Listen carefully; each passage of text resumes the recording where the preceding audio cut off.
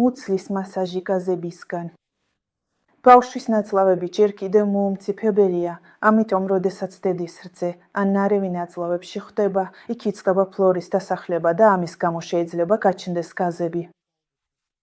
ისინი აწუხებენ ბავშვს დაახლოებით მერვედან მე-15 კვირამდე და შეიძლება დღის ნებისმიერ დროს გამოვლინდეს.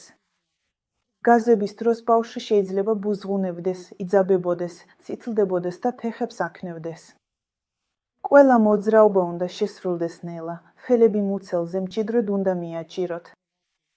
მოძრაობის მიმართულება სააქის ისრის მიმართულებითაა.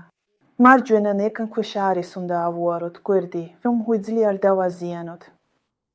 თუ ბავშვი ძლიერ დირის, მასაჟი ჯობია გადადოთ და ბავშვი ხელში აიყვანოთ მუცლით თქვენკენ.